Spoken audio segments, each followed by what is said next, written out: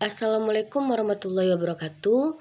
Perkenalkan, nama saya Reva Natalia dengan NIM 22053147. Baiklah, di sini saya akan menampilkan hasil presentasi tugas mata kuliah pengauditan 2 yang berjudul pengambilan sampel audit untuk pengujian perincian saldo. Ada 3 jenis metode utama dalam pengambilan sampel yang digunakan untuk menghitung salah saji nilai rupiah dalam saldo akun. Yang pertama, pengambilan sampel non-statistik. Persamaan dan perbedaan antara pengambilan sampel audit untuk pengujian perincian saldo ada dua. Yang pertama, dengan langkah pengambilan sampel audit untuk pengujian perincian atas saldo, dan langkah-langkah pengambilan sampel audit untuk pengujian pengendalian dan pengujian substantif atas transaksi. Yang pertama, langkah-langkah pengambilan sampel audit untuk pengujian perincian atas saldo ada 3. 1. Merencanakan sampel, yang dimana 1. Menetapkan tujuan dari pengujian audit. 2. Menentukan adanya pengambilan sampel. 3. Menetapkan salah saji. 4. Menetapkan populasi. 5. Menetapkan unit pengambilan sampel. 6. Menetapkan salah saji yang dapat diterima. 7. Menetapkan risiko yang dapat diterima atas kesalahan. 8. Mengestimasi salah saji dalam populasi. 9. Menentukan jumlah sampel awal.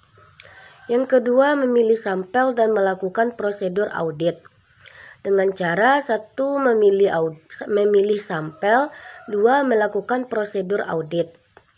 Yang ketiga, langkah terakhir yaitu mengevaluasi hasil dengan cara 1. Membuat generalisasi dari sampel ke populasi. 2. Menganalisis salah saji. 3. Menentukan keberterimaan populasi. Langkah-langkah pengambilan sampel audit untuk pengujian pengendalian dan pengujian substantif atas transaksi. Yang pertama, merencanakan sampel dengan cara 1. Menetapkan tujuan dan pengujian audit. 2. Menentukan adanya pengambilan sampel. 3. Menetapkan kekasan dan kondisi pengecualian. 4. Menetapkan populasi. 5. Menetapkan unit pengambilan sampel. 6. Menetapkan tingkat pengecualian yang dapat diterima. 7. Menetapkan risiko yang dapat diterima jika risiko pengendalian tertentu rendah. 8. Mengestimasi tingkat pengecualian populasi. 9. Menentukan jumlah populasi sampel awal. Langkah kedua yaitu memilih sampel dan melakukan prosedur audit dengan cara memilih sampel dan melakukan prosedur audit. Langkah terakhir yaitu mengevaluasi hasil dengan cara 1. Membuat generalisasi dari sampel ke populasi. 2. Menganalisis tingkat pengecualian. 3. Menentukan keberterimaan populasi. 2. Pengambilan sampel untuk unit moneter. Pengambilan sampel unit moneter adalah metode pengambilan sampel statistik yang paling umum untuk pengujian perincian saldo karena prosesnya cukup sederhana, namun hasilnya dapat dinyatakan dalam rupiah. Perbedaan antara MUS dengan pengambilan sampel non-statistik. Yang pertama, definisi dari unit pengambilan sampel sebagai nilai uang individu. Yang ini berfokus pada nilai uang individu sebagai unit sampel. MUS secara otomatis menekankan pada unit fisik dengan saldo tercatat yang lebih besar.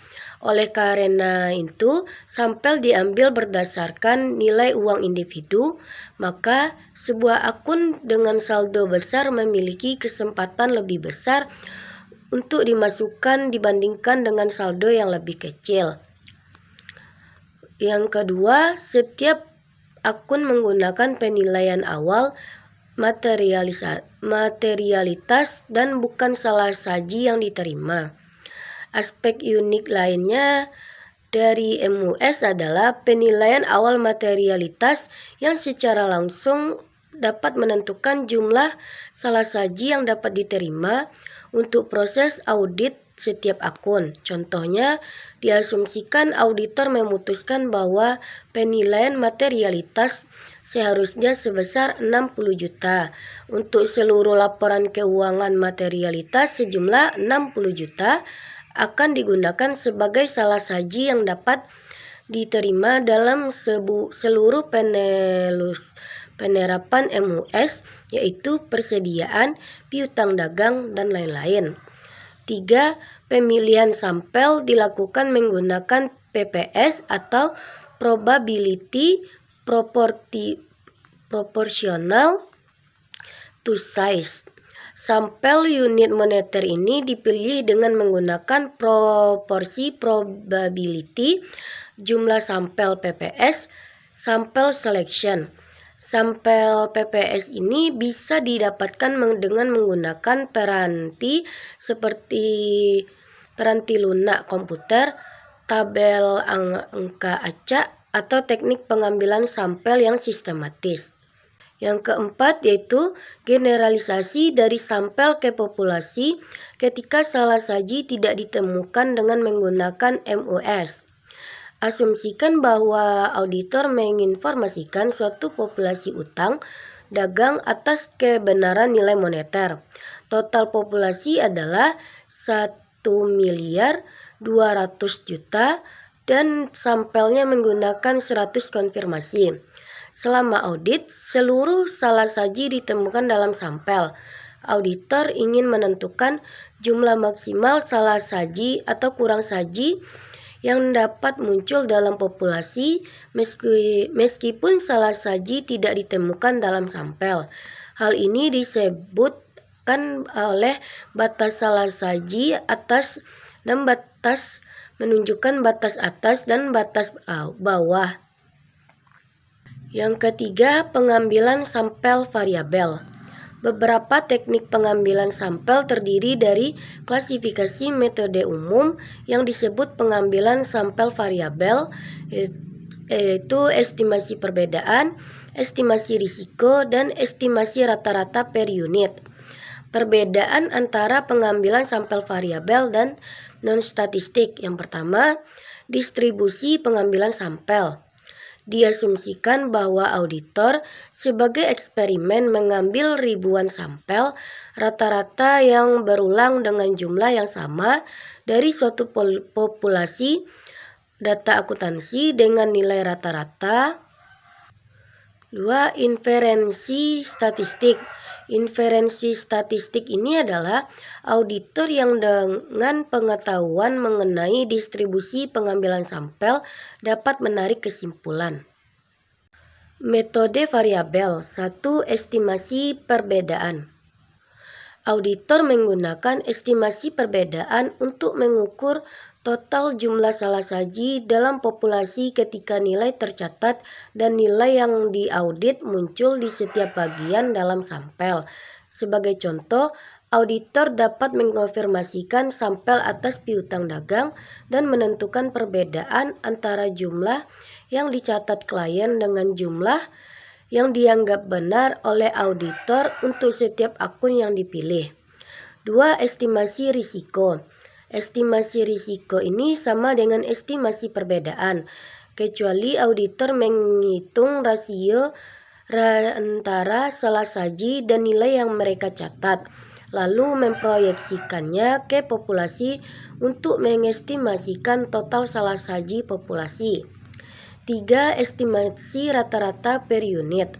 Dalam estimasi rata-rata per unit, auditor berfokus pada nilai audit yang nilai di dalam audit dibandingkan dengan jumlah salah saji untuk setiap sampel. Titik estimasi dalam nilai yang diaudit sama dengan rata-rata nilai yang diaudit dalam sampel dikalikan dengan jumlah populasi. Risiko pengambilan sampel. ARIA atau Acceptable Risk of Incorrect acceptance atau risiko yang dapat diterima atas kesalahan penerimaan adalah risiko statistik yang diterima auditor bahwa populasi secara material telah salah saji. ARIA merupakan hal serius bagi auditor karena memiliki dampak hukum atas pengambilan keputusan terhadap kewajaran penyajian suatu akun ketika akun tersebut salah saji secara material. ARIR adalah risiko statistik yang muncul akibat auditor menyimpulkan bahwa populasi secara material telah salah saji, padahal tidak. ARIR mempengaruhi tindakan auditor hanya jika mereka menyimpulkan bahwa suatu populasi tidak disajikan secara wajar. Mereka biasanya akan menambahkan jumlah sampel atau melakukan pengujian lainnya. Sekian yang dapat saya sampaikan. Apabila ada kesalahan kata, mohon dimaafkan. Wabillahi taufiq wal hidayah. Wassalamualaikum warahmatullahi wabarakatuh.